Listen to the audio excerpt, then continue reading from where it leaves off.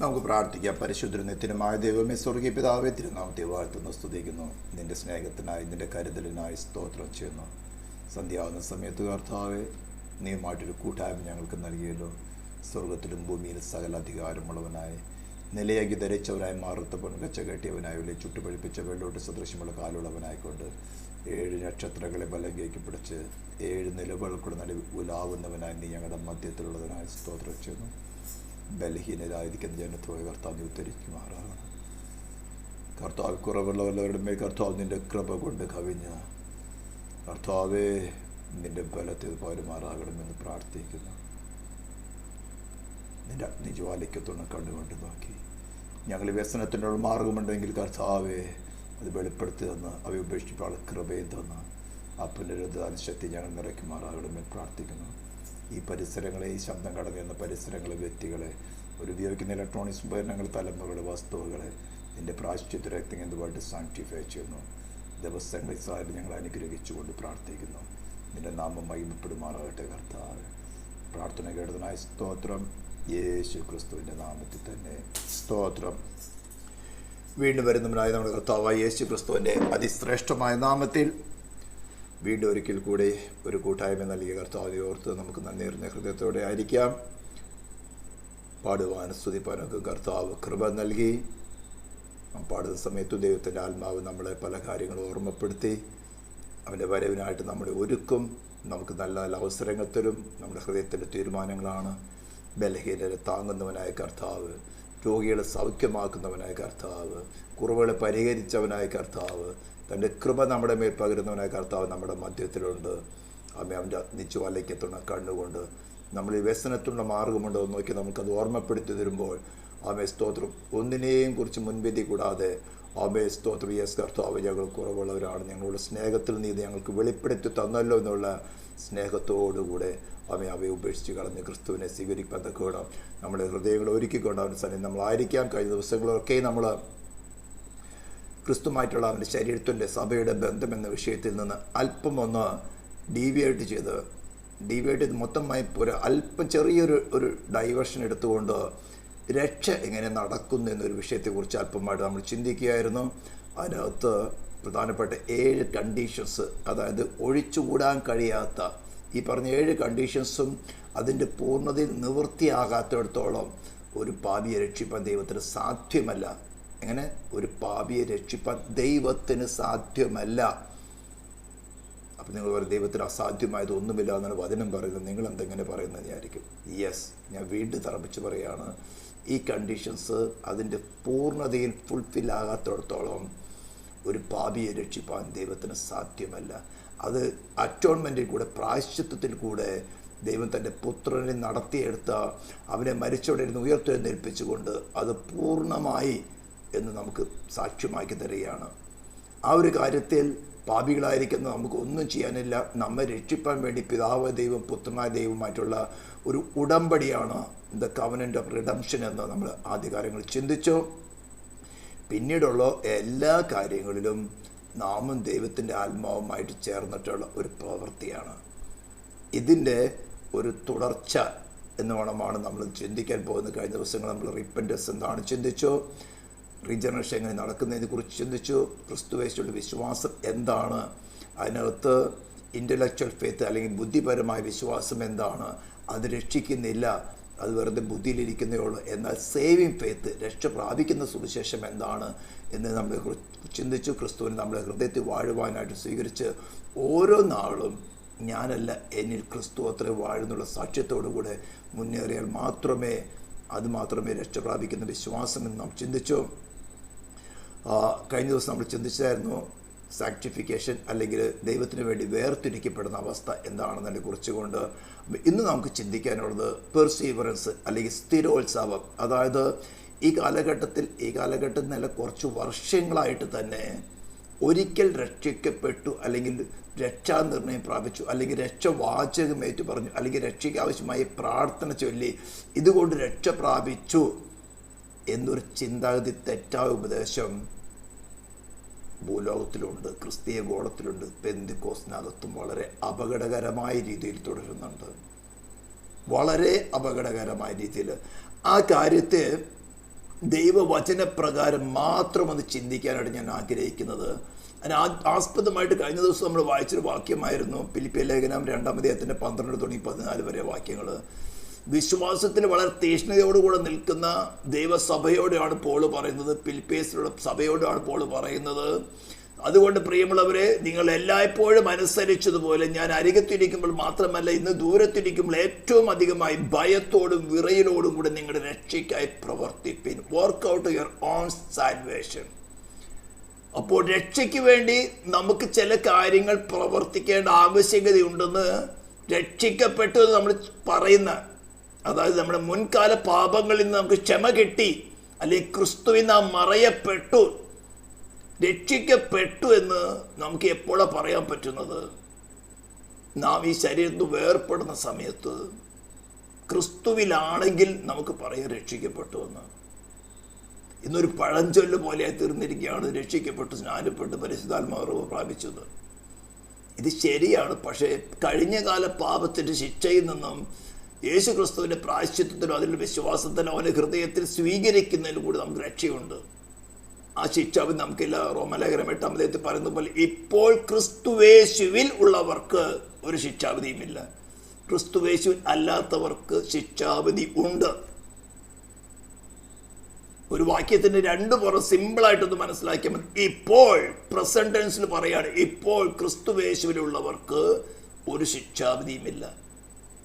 എന്നാൽ ക്രിസ്തുവേശു അല്ലാത്തവർക്കോ ഇന്റലക്ച്വൽ ഫെയ്ത്തിൽ നടക്കുന്നവരുടെ മേൽ ശിക്ഷാവിധി വാഴുന്നുണ്ട്. ഇത്തരം കാര്യങ്ങളൊക്കെ ഞങ്ങൾ പറയാൻ കാരണം, നിങ്ങൾക്ക് വേണ്ടി ദൈവം തൻ്റെ പുത്രനെ ആദരിക്കാതെ എന്ന് പറഞ്ഞാൽ ഒരു കണ്ണിന് മനസ്സലിവാതില്ലാത്ത വിധത്തിൽ ആ ഗത്സമന തോട്ടത്തിൽ 3 പ്രാവശ്യം പ്രാർത്ഥിച്ചു, പിതാവ് കഴിയുമെങ്കിൽ പാനപാത്രമെങ്കിൽ നിന്ന് അകറ്റണമേ. താൻ ഫിസിക്കലായിട്ട് മരിക്കണമെന്നും തൻ്റെ പ്രാണൻ പാതാളത്തിൽ പോകുമെന്നും അവിടെ കൈവിടുകയില്ലെന്നൊക്കെയും പ്രവാചക പുസ്തകങ്ങളിൽ സങ്കീർത്തനങ്ങളിൽ കൂടി വചനങ്ങൾ ഉണ്ടെങ്കിൽ തന്നെയും തന്നെ കൈവിടുന്ന അല്പനേരം അത് അസഹനീയമാണ്. അവൻ്റെ വിയർപ്പ് രക്തത്തുള്ളികളായി തീർന്നു. എന്നിട്ട് അവിടെ ഉത്തരവൊന്നും ലഭിക്കുന്നില്ല. താൻ പാതാളത്തിൽ പോയി, ദുഷ്ടമനുഷ്യയുടെ പ്രാണനും ആത്മാ പാതാളത്തിൽ പോയി ശിക്ഷ അനുഭവിക്കേണ്ട സ്ഥാനത്ത് അവൻ്റെ പ്രാണനും ആത്മാ പാതാളത്തിൽ പോയി മരണം അനുഭവിച്ചു എന്നാണ് എബ്രായത്തിൽ പറയുന്നത്. എന്നാൽ മാത്രമേ അത് വിശ്വസിക്കുന്നവർക്ക് സ്വാതന്ത്ര്യം കിട്ടുന്നുള്ളൂ. ഇന്ന് ഉപദേശങ്ങളുടെ കാറ്റുകൾ അടിച്ച് എന്തു പറഞ്ഞാലും മനുഷ്യനെ വശീകരിച്ച് തൻ്റെ കൂട്ടത്തിലാക്കി തീർക്കാവുന്ന ഒരു തെറ്റായ ഉപദേശം കടന്നു വന്നിട്ട് അനേകർ കടന്നു വന്നിട്ടുണ്ട്. അതിൻ്റെ ചില ഭാഗങ്ങളൊക്കെയാണ് നമ്മൾ ചിത്രീകരിക്കാൻ പോകുന്നത്. ഞാൻ ഓരോ സ്ലൈഡിൻ്റെയും കൂടെ ചില ചിത്രങ്ങൾ കൊടുത്തിരിക്കുന്നത്. അതായത് ഒരിക്കൽ വിശ്വാസത്തിൽ വന്നവരെ പുറകോട്ട് വലിച്ചു കളഞ്ഞുകൊണ്ട് കഴിഞ്ഞ ദിവസങ്ങളിൽ നമ്മൾ ചിന്തിച്ചതുപോലെ ആഭരണത്തിൻ്റെ വിഷയങ്ങൾ, ഇതെല്ലാം അമേരിക്കയിൽ നിന്ന് ഞാൻ കഴിഞ്ഞ ദിവസം പറഞ്ഞല്ലോ, നല്ല വിശ്വാസത്തിലും 16 നൂറ്റാണ്ടിലൊക്കെ വളരെ ശക്തിയേറിയ റിവൈവൽ നടന്ന രാജ്യങ്ങളായിരുന്നു അമേരിക്ക, ഇംഗ്ലണ്ടൊക്കെയും. അനേക ദൈവദാസന്മാർ രാജ്യങ്ങളെ ഇളക്കി മറിച്ച വിധത്തിലുള്ള പരിശുദ്ധാത്മാവിന്റെ പ്രവൃത്തി നടന്ന് മാനസാന്തരപ്പെട്ട കാലങ്ങളായിരുന്നു. പിൽക്കാലത്ത് തങ്ങളുടെ ജഡത്തിന്റെ മോഹത്തെ നിയന്ത്രിക്കാൻ ഡേ ബൈ ഡേ ക്രൂശിക്കപ്പെടാതിരുന്നത് കൊണ്ട് തങ്ങളുടെ ജഡത്തിന്റെ മോഹങ്ങൾ അല്ലെങ്കിൽ ഇൻഡൾജൻസിനെ തിയോളജിയായിട്ട് കൺവെർട്ട് ചെയ്തു. നമ്മുടെ അപ്പച്ചന്മാരും ബൃഹന്മാന്മാരൊക്കെ ഇവിടെ പോയി ഡോക്ടറേറ്റ് എടുക്കാനും അല്ലെങ്കിൽ ജോലി വിഷയങ്ങൾക്കോ അല്ലെങ്കിൽ സഹോദരിമാരവിടെ ജോലി ചെയ്യുന്നതോടെ അവരെ കൂടെ താമസിക്കാനൊക്കെ പോയി അവിടുമായിട്ട് ഇടപെട്ടപ്പോൾ അവിടുത്തെ സ്പിരിറ്റ് അല്ലെങ്കിൽ ഉപദേശം കയറി അങ്ങ് പിടിച്ചു. അത് കേരളത്തിലും കൊണ്ടുവന്നു. ഇത് ഞാൻ പറയുന്നതിൽ 1800-കളിൽ കർത്താവിൻ ദാസൻ ചാൾസ് പറഞ്ഞ കാര്യമാണ് ഞാൻ പറഞ്ഞത്. കഴിഞ്ഞ 2 ക്ലാസ് ഞാൻ മുൻപ് പറഞ്ഞു. അതായത് തങ്ങളിലെ ഉള്ളിലിരുന്ന രഹസ്യമായിട്ടുള്ള കാര്യങ്ങൾ ദൈവത്തിന്റെ പരിശുദ്ധാത്മാവ് നമുക്ക് വെളിപ്പെടുത്തിയ ഒരു വയോധ അപകടകരമാണ്. ഇതിനെ പറഞ്ഞത് വ്യസനത്തിലുള്ള മാർഗം എന്നിൽ ഉണ്ടോ എന്ന് നോക്കി. അഗ്നിജ്വാലയ്ക്കത്തോണം കണ്ണുള്ളവൻ തൻ്റെ കണ്ണുകൊണ്ട് നമ്മുടെ ഹൃദയത്തിൽ നിത്യനാശത്തിലേക്ക് പോകുന്ന ഏതെങ്കിലും കാര്യങ്ങൾ മറഞ്ഞിരിക്കുന്നുണ്ടെങ്കിൽ എങ്കിൽ മാത്രമേ പ്രാർത്ഥന പ്രാർത്ഥിച്ചാൽ മതി. വ്യസനത്തിലുള്ള മാർഗം എന്നിൽ ഉണ്ടോ എന്ന് നോക്കി ശാശ്വത മാർഗത്തിലേക്ക് എന്നെ നടത്തണമേ. സംഗീതക്കാരൻ പറയുന്നത്, എനിക്കിതറിയില്ല, എന്നിൽ നിന്റെ കണ്ണുകൊണ്ട് അഗ്നിജ്വാലയ്ക്കത്തോണം ഉള്ള കണ്ണുകൊണ്ട് എന്നിൽ മറഞ്ഞിരിക്കുന്ന കാര്യങ്ങൾ എനിക്ക് വെളിപ്പെടുത്തി തരികയാണെങ്കിൽ ഞാനത് ഉപേക്ഷിക്കാൻ തയ്യാറാണെന്നുള്ള മനസ്സോടെ പ്രാർത്ഥിച്ചാൽ മാത്രമേ ഈ പ്രാർത്ഥന കേൾക്കുകയും ആ വ്യസനത്തുള്ള മാർഗം വെളിപ്പെടുത്തി തരുമ്പോൾ, അതായത് നമ്മുടെ ഹൃദയത്തിൽ മറഞ്ഞിരിക്കുന്ന ഇൻഡൾജൻസ്, ലോകത്തെയും ത്യജിച്ച് നമ്മൾ പോയവരാണ്. ഒരു പാട്ടുകാരൻ കർത്താരദാസൻ മുട്ടമറക്കി അല്ലെങ്കിൽ ജോൺ ബറീസ് പാടിയിരുന്നു, നാട് വിട്ടു വീട് വിട്ടു നാമധേയ കൂട്ടം വിട്ടു കാഠിന്യമാം ശോധനയിൽ യാനം ചെയ്തോരാം കൂടിയൊന്നായി വാഴാൻ വാഞ്ചിച്ചെത്ര നാളായി കാരുണ്യവാൻ പണി കഴിച്ച കൊട്ടാരം തന്നെ. ഇങ്ങനെയുള്ള പാട്ടൊക്കെ പാടി ഇറങ്ങി തിരിച്ചവരാ അവിടെ ഹൃദയത്തിൽ രഹസ്യമായി ചില കാര്യങ്ങൾ മറിഞ്ഞിരിക്കുന്ന പരിശുദ്ധാത്മാവ് വെളിപ്പെടുത്തിയപ്പോൾ അതിനെ ഉപേക്ഷിക്കുന്നതിന് പകരം കെട്ടിപ്പിടിച്ചു. അതിനെ കെട്ടിപ്പിടിക്കാത്തക്കവണ്ണം ഉപദേശങ്ങളും പ്രസംഗങ്ങളുമായി നടക്കുന്നവരുടെ ചില ചിത്രങ്ങളാണ് ഞാൻ ഈ സ്ലൈഡിൽ കാണിക്കുന്നത്. നമ്മുടെ വിഷയം അതല്ല, ഞാൻ ആ വിഷയത്തിലേക്ക് പോകുന്നില്ല അധികം, നിങ്ങൾക്ക് വചനങ്ങൾ വായിക്കുമ്പോൾ മനസ്സിലാവും. അപ്പോൾ ഒരു വാദമുണ്ട്, വിശ്വാസം മാത്രം മതി, ക്രിസ്തുവേശുള്ള വിശ്വാസം മാത്രം മതി രക്ഷ പ്രാപിക്കും, പ്രവൃത്തിയുടെ ആവശ്യമില്ല. ക്രൂശില് ഒരു ശബ്ദം കേൾക്കുന്നു, ഫിനിഷ്ഡ്, നിവൃത്തിയായി. എന്താ? ന്യായപ്രമാണ പ്രകാരം, ഡിവൈൻ ലോ പ്രകാരം പാപം ചെയ്ത് ദേഹി മരിക്കണം. ഡിവൈൻ ജസ്റ്റിസിന് പൂർണ്ണ തൃപ്തി വരത്തക്കവണ്ണം മാനവജാതിയുടെ മേലുള്ള പാപത്തിന്റെ ശിക്ഷ തന്റെ ശരീരത്തിലും പ്രാണനിലും ആത്മാവിലും ഏറ്റെടുത്ത് തന്റെ ശരീരം ക്രൂശിൽ കിടക്കുമ്പോൾ തന്റെ പ്രാണനും ആത്മാവും പാതാളത്തിൽ പോയി ശിക്ഷ അനുഭവിച്ചു. അതുകൊണ്ട് ഡിവൈൻ ജസ്റ്റിസ് സാറ്റിസ്ഫാക്ഷൻ വരത്തക്കവണ്ണം തന്റെ പ്രായശ്ചിത്തം നടന്നു കഴിഞ്ഞു എന്നാണ് അതിന്റെ അർത്ഥം. സകലം നിവൃത്തിയായെന്നും. അവിടെ മനുഷ്യനായിട്ട് ഒരു കാര്യം ചെയ്യാനില്ല. ആ മനുഷ്യന് വേണ്ടിയാണ് പിതാവാദിയും പുത്രനാദിയും തമ്മിലുള്ള ആ ഉടമ്പടി, കവനന്റ് ഓഫ് റിഡംഷൻ നടത്തിയെടുത്തത്. അതിൽ വിശ്വസിക്കുക എന്നുള്ളതാണ് മനുഷ്യന്റെ ഉത്തരവാദിത്വം. അപ്പൊ ആ വിശ്വാസത്തിൽ നമ്മുടെ ഡിപ്രൈവ്ഡ് ആയിരിക്കുന്ന അല്ലെങ്കിൽ ഏതും തോട്ട് നമുക്ക് സംഭവിച്ച കാര്യം, നമ്മൾ നിത്യത ദൈവത്തെ ഉപേക്ഷിച്ചുകൊണ്ട് നമ്മുടെ സ്വയത്തെ തിരഞ്ഞെടുത്തു. വിശ്വാസിയായാലും അവിശ്വാസിയായാലും നമ്മുടെ നാച്ചുറൽ ആയിട്ടുള്ള സ്വഭാവം എന്ന് പറയുന്നത് ഏതും തോട്ടം തുടങ്ങി ദൈവത്തെ കൂടാതെയുള്ള വാസം എന്നാണ്. അതിനെ ഓവർകം ചെയ്യുവാനാണ് ഈ അന്ത്യം വരേക്കും സ്നാനപ്പെടുന്ന സമയത്ത് ദേവദാസന്മാരെ തലയിൽ കൈവച്ച് പ്രാർത്ഥിച്ചിട്ടുണ്ടായിരിക്കും, അന്ത്യത്തോളം വിശ്വസ്തനായിരിക്കുക എന്നാണ്. അപ്പൊ അതൊക്കെ മാറ്റി കളഞ്ഞിട്ട് വിശ്വസിക്കുക മാത്രം മതി, പ്രവൃത്തിയുടെ ആവശ്യമില്ല. പ്രവൃത്തി അറിയല്ല, വിശ്വാസത്തിലാണ് നീതീകരണമെന്ന അനേക വാക്യങ്ങൾ നിങ്ങൾക്ക് കൊണ്ടുവരും. ഞാൻ ഈ വാക്യങ്ങളൊക്കെ രണ്ട് കോളത്തിലായിട്ട്, അതായത് വിശ്വസിച്ചാൽ മാത്രം മതി എന്നുള്ള വാക്യങ്ങളും വിശ്വാസത്തോടു കൂടെ പ്രവൃത്തിയും ആവശ്യമാണെന്നുള്ള വാക്യങ്ങൾ കൂടെ ഇവിടെ ചേർത്ത് വായിക്കുകയാണ്. കർത്താവിന്റെ ദാസനായ യാക്കോബ് വളരെ വ്യക്തമായി പറഞ്ഞിട്ടുള്ള കാര്യമാണ്. ഹല്ലേലൂയ. ഇങ്ങനെ ആത്മാവില്ലാത്ത ശരീരം നിർജീവമായിരിക്കുന്നത് പോലെ പ്രവൃത്തിയിലില്ലാത്ത വിശ്വാസവും നിർജീവമാകുന്നു. അപ്പൊ വാക്യങ്ങൾ മാത്രമേ വായിക്കുന്നുള്ളൂ, കൂടുതൽ എക്സ്പ്ലനേഷൻ ഒന്നുമില്ല. നിങ്ങൾക്ക് പൂർണ്ണ സ്വാതന്ത്ര്യം തരുവാണ്. വിശ്വസിച്ചാൽ മാത്രം മതിയോ, അല്ലെങ്കിൽ വിശ്വാസത്തിന്റെ പ്രവൃത്തി, പഴയ കാലത്തിലെ പ്രവൃത്തികളല്ല, ന്യായപ്രമാണത്തിലെ പ്രവൃത്തിയല്ല, നിങ്ങളിൽ വസിപ്പാൻ നിങ്ങൾ കർത്താവായി സ്വീകരിച്ചിരിക്കുന്ന മാസ്റ്റർ കൺട്രോൾ, നിങ്ങളുടെ കർത്താവായി. അവൻ കർത്താവാണെന്ന് പിശാചുകൾ അംഗീകരിക്കുന്നുണ്ട്, അവൻ മാസ്റ്റർ കൺട്രോൾ ആണെന്ന് പിശാചുകൾ അംഗീകരിക്കുന്നുണ്ട്. അതല്ല നിങ്ങളുടെ രക്ഷ പറഞ്ഞു പറഞ്ഞത്. നിങ്ങൾ നിങ്ങളുടെ വായി കൊണ്ട് ഏറ്റുപറഞ്ഞ രക്ഷ യേശു ക്രിസ്തു, അതായത് എനിക്ക് പകരമായി പാപയാഗമായി തീർന്ന് മരിച്ച് അടക്കപ്പെട്ട് ഉയർത്തെന്നിട്ട് മഹിമയുടെ വലത്തുമാറ്റിരിക്കുന്നവനും എന്നെ ചേർക്കുവാൻ തക്കവണ്ണം ആകാശമേഘങ്ങളെ വാഹനമേക്കി വരുന്നവനുമായ മനുഷ്യപുത്രനായ ക്രിസ്തു യേശുവാണ് എൻ്റെ കർത്താവ്, എൻ്റെ മാസ്റ്റർ കൺട്രോൾ എന്ന് പറഞ്ഞവന് അവരുമായിട്ട് ഞാൻ ഒരു ഉടമ്പടി ചെയ്തു. അതാണ് പുതിയ നിയമം. ആ പുതിയ നിയമം ഉടമ്പടിയിൽ നിന്ന് ഞാൻ തെറ്റുന്നുണ്ടോ, ഞാൻ അവനുമായിട്ടുള്ള പ്രവൃത്തി, അവനുമായിട്ടുള്ള നടപ്പിൽ ഞാൻ തെറ്റിപ്പോകുന്നുണ്ടോ, അവനുമായിട്ടാണ് എൻ്റെ വിശ്വാസം. അത് അവൻ കർത്താവാണെന്ന് വിശ്വസിച്ചു, അവൻ എൻ്റെ കർത്താവാണ്. ആ ഉടമ്പടി നടക്കുന്നുണ്ടോ ഇല്ലയോ എന്നാണ് നാം ചിന്തിക്കാൻ പോകുന്നത്. നിങ്ങൾക്കൂടെ കൺഫ്യൂഷൻ ഉണ്ടാകരുത്. ജസ്റ്റ് വിശ്വസിച്ചാൽ മാത്രം മതി എന്നൊരു വാദമുള്ളപ്പോൾ വിശ്വാസത്തിന്റെ പ്രവൃത്തി ആവശ്യമാണ് എന്നുള്ള ഒരു ബൈബിളിലെ വാക്യങ്ങളാണ് ഞാൻ പഴയ നിയമത്തിൽ നിന്നും പുതിയ നിയമത്തിൽ നിന്നും വെളിപ്പാട് പുസ്തകം വരെയും എടുത്ത് വായിക്കാൻ പോകുന്നത്. ഞാൻ വിവരിക്കുന്നില്ല, ജസ്റ്റ് വായിച്ചു പോകുന്നതേ ഉള്ളൂ. ആദ്യം വായിക്കാണ് ഫെയ്ത്ത് ഓൺലി, അല്ലെങ്കിൽ വിശ്വാസം മാത്രം മതി. പിന്നെ അവൻ അവരോട്, നിങ്ങൾ ഭൂലോകത്തിലൊക്കെയും പോയി സകല സൃഷ്ടിയോട് സുവിശേഷം പ്രസംഗിപ്പിൻ, വിശ്വസിക്കുകയും സ്നാനമേൽക്കുകയും ചെയ്തവൻ രക്ഷിക്കപ്പെടും, വിശ്വസിക്കാത്തവൻ ശിക്ഷാവിധിയാകപ്പെടും. ഇവിടെ വിശ്വസിക്കാതെ പറഞ്ഞിട്ടുള്ളൂ, അവിടെ കൂട്ടത്തിൽ എഴുതിയിട്ടുണ്ട് സ്നാനമേൽക്കുകയും ചെയ്യുന്നവൻ. അവരുടെ പ്രവൃത്തിയാ. എന്നാൽ വിശ്വാസത്തിന്റെ കൂടെ പ്രവൃത്തി ആവശ്യമാണ് എഴുതിയിരിക്കുന്നത്. Faith and obedience. Obedience to whom? പഴയ നിയമത്തിലെ ന്യായപ്രമാണമല്ല, പുതിയ നിയമത്തിലെ സുവിശേഷങ്ങളിലും ലേഖനങ്ങളിലും എഴുതിയിരിക്കുന്ന കൽപ്പനകൾ മാത്രമല്ല, നിങ്ങളുടെ ഹൃദയത്തിൽ വാഴുവാൻ നിങ്ങൾ സ്വീകരിച്ചിരിക്കുന്ന ക്രിസ്തുവിനെ ആണോ അനുസരിക്കുന്നത്?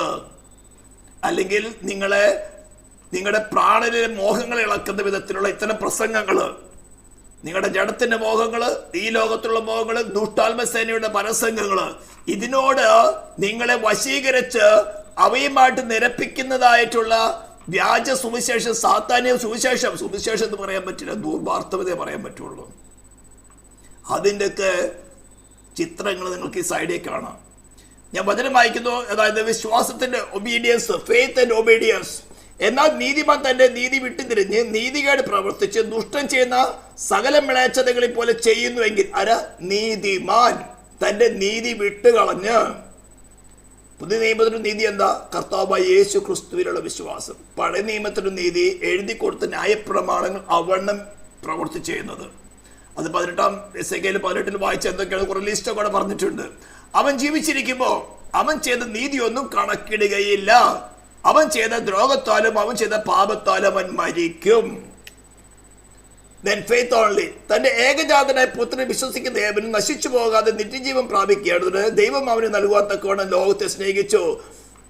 അവനിൽ വിശ്വസിക്കുന്നവന് ന്യായവിധിയില്ല. വിശ്വസിക്കാത്തവന് ദൈവത്തിന്റെ ഏകജാതനായ പുത്രന്റെ നാമത്തിൽ വിശ്വസിക്കാൻ ന്യായവിധി വന്നു കഴിഞ്ഞു. ഇവിടെ വിശ്വസിക്കുക എന്ന വാക്ക് മാത്രമേ ഉള്ളൂ. എന്നാൽ ഇസഖേൽ 33 വായിക്കുന്നത്, നീതിമാൻ ജീവിക്കുമെന്ന് ഞാൻ അവരോട് പറയുമ്പോൾ അവൻ തന്റെ നീതിയിൽ ആശ്രയിച്ച് അകൃത്യം പ്രവർത്തിക്കുന്നുവെങ്കിൽ അവൻ നീതിമാനാണ്. ദൈവം ഡിക്ലെയർ ചെയ്തു. രക്ഷ പ്രാപിച്ച് രക്ഷാ നിർണയം ഏറ്റെടുത്തു. കർത്താവിന്റെ പ്രായശ്ചിത്തത്തിൽ വിശ്വസിച്ചു. അവനെ കർത്താവ് രക്ഷിതമായി സ്വീകരിച്ചു. വെള്ളത്തിൽ സാക്ഷീകരിച്ചു. വെള്ളത്തിൽ സാക്ഷീകരിച്ചു. മുന്നോട്ട് പോകാം. പക്ഷെ അവരുമായിട്ട് യാതൊരു ബന്ധമില്ല. എല്ലാ കൂട്ടായ്മകളിലും പങ്കെടുക്കുന്നുണ്ട്, എല്ലാ സഭായോഗങ്ങളിലും പങ്കെടുക്കുന്നുണ്ട്, എല്ലാ കർത്തൃമേശയും എടുക്കുന്നുണ്ട്. പക്ഷെ വ്യക്തിപരമായ ഒരു ബന്ധമില്ല. അത്തരക്കാരെ കുറിച്ചാണ് മത്തായി 7:21 പറഞ്ഞിരിക്കുന്നത്, ഞാൻ നിന്നെ ഒരു നാളും അറിഞ്ഞിട്ടില്ല. അധർമ്മം പ്രവർത്തിക്കുന്നവരെ എന്നെ വിട്ടകന്നു പോകുകയും. അവര് പറഞ്ഞു, നിന്റെ നാമത്തെ ഞങ്ങൾ പ്രവചിച്ചില്ലയോ? നിന്റെ നാമത്തെ ഞങ്ങൾ ഭൂതങ്ങളെ പുറത്താക്കിയില്ലയോ? നിന്റെ നാമത്തെ ഞങ്ങൾ വളരെ വീര്യപ്രവർത്തികൾ ചെയ്തില്ലയോ? അവിടെ പറഞ്ഞു, ഞാൻ നിന്നെ ഒരു നാളും പറഞ്ഞിട്ടില്ല. പിന്നെ ആരുടെ നാമത്തിൽ ഇതൊക്കെ ചെയ്തത്? അത്തരം ആൾക്കാരുടെ ചിത്രങ്ങളൊക്കെ നിങ്ങൾ ഇനി കാണാൻ പോകുന്നത്. സ്തോത്രം. അടുത്ത വാക്യം, അവർ അവനോട് ദൈവത്തിന് പ്രസാദമുള്ള പ്രവർത്തിക്കേണ്ട ഞങ്ങൾ എന്ത് ചെയ്യണമെന്ന് ചോദിച്ചു. യേശു അവരോട്, ദൈവത്തിന് പ്രസാദമുള്ള പ്രവൃത്തി അവൻ അയച്ചവരിൽ നിങ്ങൾ വിശ്വസിക്കുന്ന അത്രയെന്ന് ഉത്തരം പറഞ്ഞു. യേശു ക്രിസ്തു തന്നെ പറഞ്ഞ വാക്യമാണ്. പുത്രനെ നോക്കിക്കൊണ്ട് അവനെ വിശ്വസിക്കുന്ന ഏവരും നിത്യജീവൻ ഉണ്ടാകണമെന്നാവുന്നു എന്റെ പിതാവിന്റെ ഇഷ്ടം. ഞാൻ അവനെ ഒടുക്കത്താൾ ഉയർത്തി തെളിക്കും. ഇവിടെ വിശ്വസിക്കുന്ന വാക്ക് മാത്രമേ ഉള്ളൂ. എന്നാൽ മത്തായി 10:22 പറഞ്ഞിരിക്കുന്നത്, എന്റെ നാമനിമിത്തം എല്ലാവരും നിങ്ങളെ പകയ്ക്കും, അവസാനത്തോളം സഹിച്ചു നിൽക്കുന്നവനോ രക്ഷിക്കപ്പെടും. പെർസീവറൻസ്. അവസാനത്തോളം സഹിച്ചു നിൽക്കുന്നവനോ രക്ഷിക്കപ്പെടും. എന്നിൽ വസിക്കാത്തവനെ ഒരു കൊമ്പ് പോലെ പുറത്തു കളഞ്ഞിട്ട് അവൻ ഉണങ്ങിപ്പോകുന്നു, ആ വക ചേർത്ത് തീയിലിടുന്നു, അത് വെന്തുപോകും. യോഹന്നാൻ 15:1 തുടങ്ങി 5 വരെയുള്ള വാക്യങ്ങൾ പറഞ്ഞിരിക്കുന്നത് കുറച്ചെടുത്ത് മാത്രമേ ഉള്ളൂ. ഞാൻ വാക്യങ്ങൾ വായിച്ചു പോകുന്നതേ ഉള്ളൂ. സ്തോത്രം. 2 തെസ്സലോനിക്കർ 2:9 തുടങ്ങി 12 വരെ, അധർമ്മമൂർത്തിയുടെ പ്രത്യക്ഷത നശിച്ചു പോകുന്നവർക്ക് സാത്താന്റെ വ്യാപാര ശക്തിക്ക് ഒത്തുവണ്ണം വ്യാജമായ സകല ശക്തിയോടും അടയാളങ്ങളോടും അത്ഭുതങ്ങളോടും അനീതിയോടും സകല വഞ്ചനയോടും കൂടി ആയിരിക്കും. അവർ രക്ഷിക്കപ്പെടുവാൻ തക്കവണ്ണം സത്യത്തെ സ്നേഹിച്ച് കൈക്കൊള്ളായികയാൽ തന്നെ അങ്ങനെ ഭവിക്കും. സത്യത്തെ വിശ്വസിക്കാതെ അനീതിയിൽ രസിക്കുന്ന ഏവർക്കും ന്യായവിധി വരേണ്ടത് ദൈവം അവർക്ക് ഭോഷ്ക് വിശ്വസിക്കുമാറും വ്യാജത്തിന്റെ വ്യാപാര ശക്തി അയക്കുന്നു. ഇവിടെയും വിശ്വസിക്കാതെ പദമുള്ളൂ. എന്നാൽ ഹെബ്രായലേഖനം 4:11 പറഞ്ഞിരിക്കുന്നത്, അവന്റെ സ്വത്വയിൽ പ്രവേശിപ്പാനുള്ള വാഗ്ദത്തം ശേഷിച്ചിരിക്കാൻ നിങ്ങളിൽ ആർക്കെങ്കിലും അത് ലഭിക്കാതെ പോയി എന്ന് വരാതിരിപ്പാൻ നാം ഭയപ്പെടുക. അതുകൊണ്ട് സഹോദരന്മാരെ, 2 പീറ്റർ 1:10-11, നിങ്ങളുടെ വിളിയും തിരഞ്ഞെടുപ്പ് ഉറപ്പാക്കുവാൻ അധികം ശ്രമിപ്പീൻ. ഇങ്ങനെ ചെയ്താൽ നിങ്ങൾ ഒരു നാളും ഇടറിപ്പോകാതെ നമ്മുടെ കർത്താവും രക്ഷിതവുമായ യേശു ക്രിസ്തുവിന്റെ നിത്യരാജ്യത്തിലേക്കുള്ള പ്രവേശനം ധാരാളമായി പ്രാപിക്കും. അവിടെ എന്തൊക്കെ പ്രവർത്തിച്ചേണ്ട ആവശ്യകതയുണ്ട്. യോഹന്നാൻ 8:24 ആകിയാൽ നിങ്ങളുടെ പാപങ്ങളിൽ നിങ്ങൾ മരിക്കും എന്ന് ഞാൻ നിങ്ങളോട് പറഞ്ഞു. ഞാൻ അങ്ങനെയുള്ളവരെന്ന് വിശ്വസിക്കാഞ്ഞാൽ നിങ്ങൾ നിങ്ങളുടെ പാപങ്ങളിൽ മരിക്കുമെന്ന് പറഞ്ഞു. നിങ്ങൾ പിശാചിന്റെ പിതാവിന്റെ മക്കൾ. നിങ്ങളുടെ പിതാവിന്റെ മോഹങ്ങൾ ചെയ്യുവാനും ഇച്ഛിക്കുന്നു. അവൻ ആദ്യം മുതൽ കൊലപാതകനായിരുന്നു. അവനെ സത്യമില്ലായ്ക കൊണ്ട് സത്യത്തിൽ നിൽക്കുന്നുമില്ല. അവൻ ബോഷ്ക്ക് പറയുമ്പോൾ സ്വന്തത്തിൽ നിന്ന് എടുത്തു പറയുന്നു. അവൻ ബോഷ്ക്ക് പറയുന്നവനും അതിന്റെ അപ്പനുമാകുന്നു. ദൈവസന്തതിയായവർ ദൈവവചനം കേൾക്കുന്നു. നിങ്ങൾ ദൈവസന്തതി അല്ലായക കൊണ്ട് കേൾക്കുന്നില്ല. തന്നിൽ വിശ്വസിച്ചവരായ യഹൂദന്മാരോടാണ് യോഹന്നാൻ 8:31 തുടങ്ങിയുള്ള വാക്യങ്ങൾ പറയുന്നത്. അവിടെ അവർ ഇടറിപ്പോവുകയായിരുന്നു. കർത്താവ് ഇത്രത്തോടെ പറഞ്ഞോളൂ, വിശ്വസിച്ചവരെ എന്നിൽ വസിപ്പിൻ. സത്യം നിങ്ങളെ സ്വതന്ത്രരാക്കുമെന്ന് പറഞ്ഞു. ഞങ്ങള് ആർക്കും അടിമകളായിരുന്നിട്ടില്ല. അപ്പോൾ റോമന്റെ ഇരുമ്പ് ചങ്കലിക്കകത്ത് എഴുതിയിരിക്കുന്നത്. റോമൻസ് 2:6-7 പറയുന്നത്, അവൻ ഓരോരുത്തരും അവനവന്റെ പ്രവൃത്തിക്ക് തക്ക പകരം ചെയ്യും. നല്ല പ്രവൃത്തിക്ക് വേണ്ട സ്ഥിരത കൊണ്ട് തേജസ്സുമാനും അക്ഷയതയും അന്വേഷിക്കുന്നവർക്ക് നിത്യജീവൻ. അടുത്ത് പറഞ്ഞിരിക്കുന്നത് 1 കൊരിന്ത്യർ 9:27, മറ്റുള്ളവരുടെ പ്രസംഗിച്ച ശേഷം ഞാൻ തന്നെ കൊള്ളരുതാത്തവനായി പോകാതിരിക്കേണ്ടതിന് എന്റെ ശരീരത്തെ ദണ്ഡിപ്പിച്ച് അടിമയാക്കുന്നു എന്ന് പറഞ്ഞാൽ ജഡത്തിന്റെ മോഹങ്ങളെ ഡേ ബൈ ഡേ ക്രൂശിക്കുന്നു എന്ന അർത്ഥം. ആകയാൽ താൻ നിൽക്കുന്നു എന്ന് തോന്നുന്നവൻ വീഴാതിരിപ്പാൻ നോക്കിക്കൊള്ളട്ടെ. ഒരിക്കൽ വിശ്വസിച്ചാൽ മാത്രം ഇതൊക്കെ വാക്യങ്ങൾ പറയേണ്ട ആവശ്യകത എന്താ ഉള്ളത്? അടുത്ത് ജോൺ 11:25-26, യേശു അവളോട്, ഞാൻ തന്നെ പുനരുദ്ധാനം ജീവനുമാകുന്നു. എന്നിൽ വിശ്വസിക്കുന്നവൻ മരിച്ചാലും ജീവിക്കും. ജീവിച്ചിരുന്ന എന്നിൽ വിശ്വസിക്കുന്നവൻ ആരും ഒരു നാളും മരിക്കുകയില്ല. ഇത് നീ വിശ്വസിക്കുന്നുവോ? വളരെ ക്ലീൻ ആയിട്ട് പറഞ്ഞതാണ്. ഞാൻ തന്നെ പുനരുദ്ധാനം ജീവനുമാകുന്നു. എന്നിൽ വിശ്വസിക്കുന്നവൻ മരിച്ചാലും ജീവിക്കും. അവിടെ പ്രവൃത്തിയൊന്നും പറഞ്ഞിട്ടില്ല. അവനെ വിശ്വസിക്കുന്ന ഏവനും അവന്റെ നാമം പോലെ പാപമോചനം ലഭിക്കുന്നത് സകല പ്രവാചകന്മാരും സാക്ഷ്യം പറയുന്നു.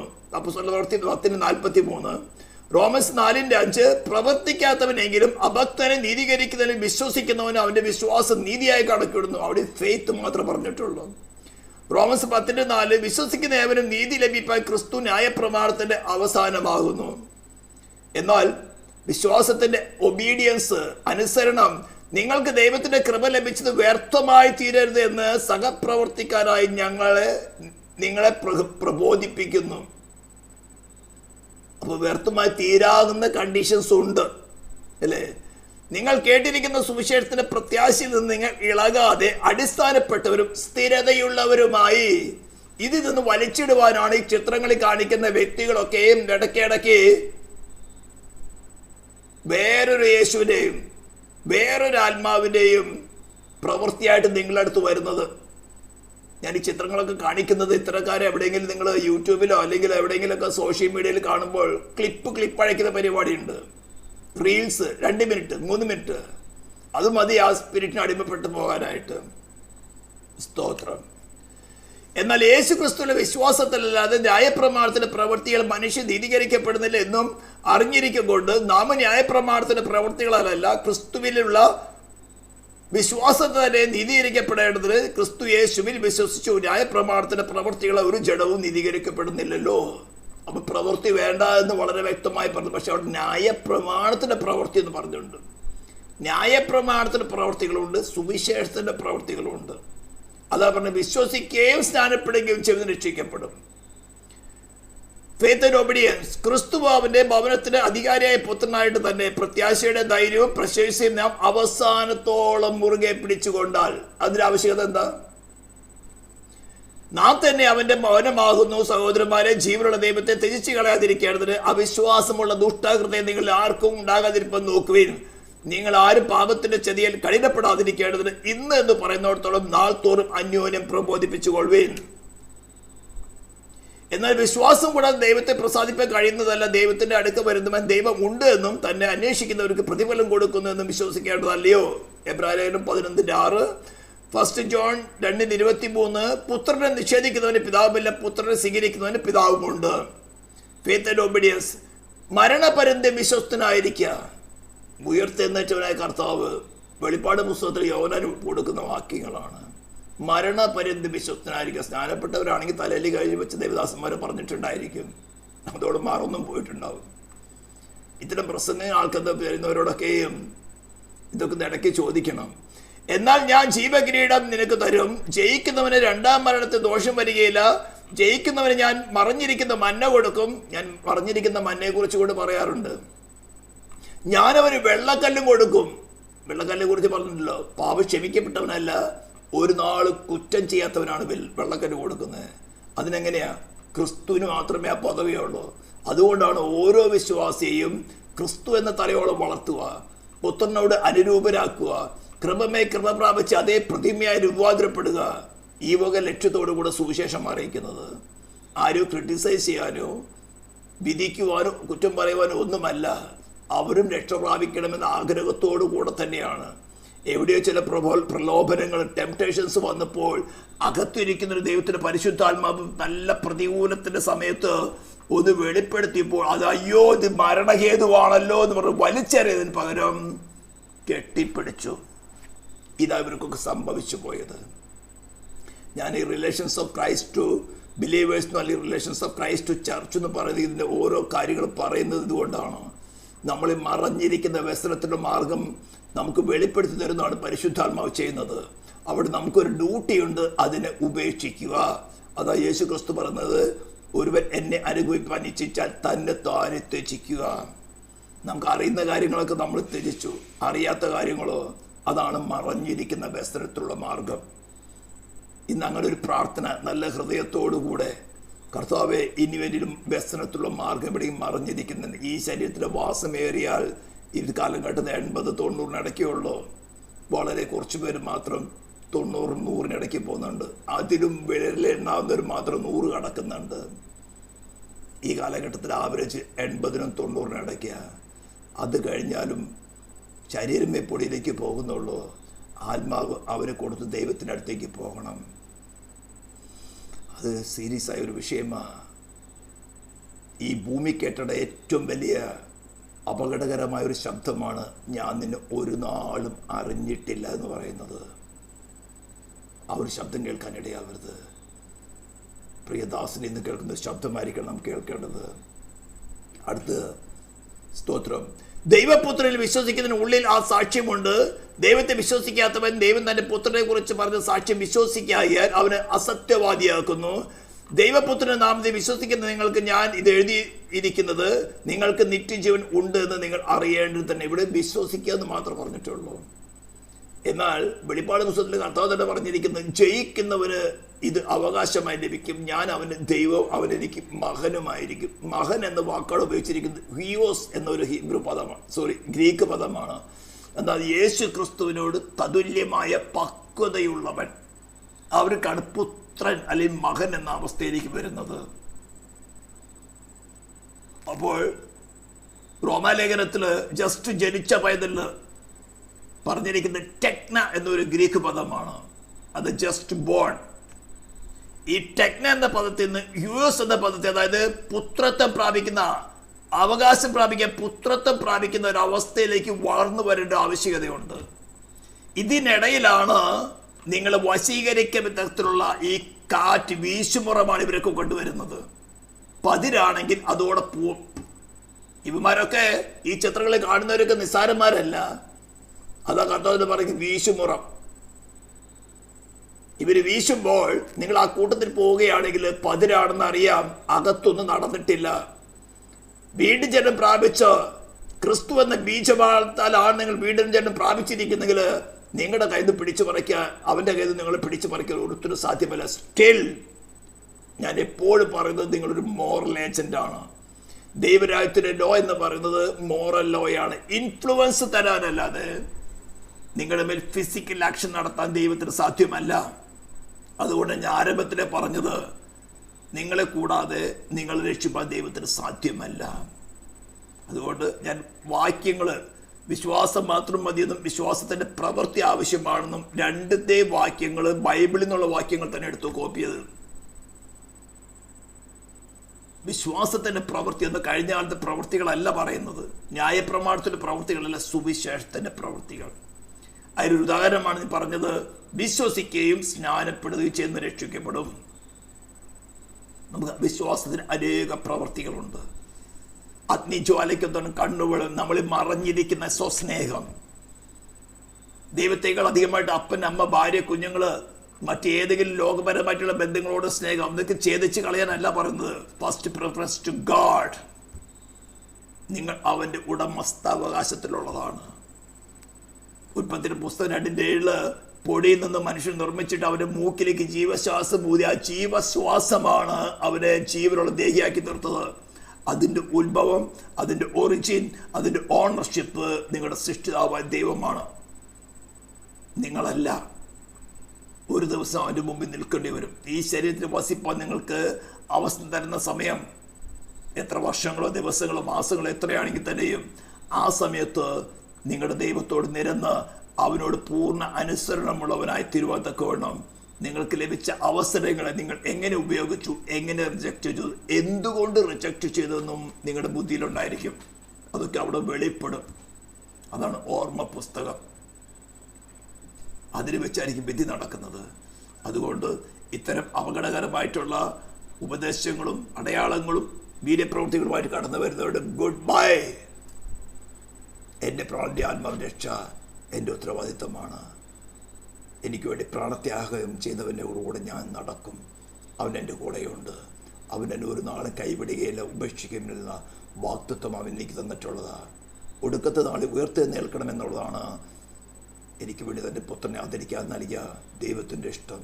അതിനെ നിറവേറട്ടെ, അതിനെ ഞാൻ ഏൽപ്പിച്ചു കൊടുക്കുന്നു എന്ന സമർപ്പണത്തോടുകൂടെ നാം മുന്നേറാം. ദൈവം നമ്മളെ സഹായിക്കട്ടെ. പ്രാർത്ഥിക്കാൻ. പരിശുദ്ധ ദൈവമേ, സ്വർഗീയ പിതാവേ, ശബ്ദം കേൾക്കുന്ന ഒരു ചരത്തെയും നിന്റെ നാമത്തെ അനുഗ്രഹിച്ചുകൊണ്ട് പ്രാർത്ഥിക്കുന്നു. ജീവപര്യന്തം വിശ്വസ്തരായിരിക്കും തക്കവണ്ണം നീ അവരെ കർത്താവ് വസിച്ചുകൊണ്ട് അവിടെ നന്മയ്ക്കായി ചെന്ന് ഓരോ കാര്യങ്ങളും കർത്താവ് അനുഗ്രഹമാണെന്ന് പറയത്തക്കവണ്ണം കർത്താവെ അവർക്ക് ബുദ്ധി കൊടുത്താട്ടെ. നിന്റെ സ്നേഹത്തിനായി സ്തോത്രം ചെയ്യുന്നു. ഇസ്രായേലിനെ കർത്താവ് ദിവസങ്ങളിൽ കഠിനമായ ശോധനയ്ക്കൂടെ പ്രയാസങ്ങൾ കടന്നു പോകുമ്പോൾ നിന്റെ സാന്നിധ്യം അവിടെ ഇരിക്കുമാറാണ് പ്രാർത്ഥിക്കുന്നു. ആ ജനത്തോട് നിന്റെ വാഗ്ദത്തം നിവർത്തിച്ചാട്ടെ. പ്രാർത്ഥന കേട്ടതിനായ സ്തോത്രം യേശു ക്രിസ്തുവിൻ്റെ നാമത്തിൽ തന്നെ.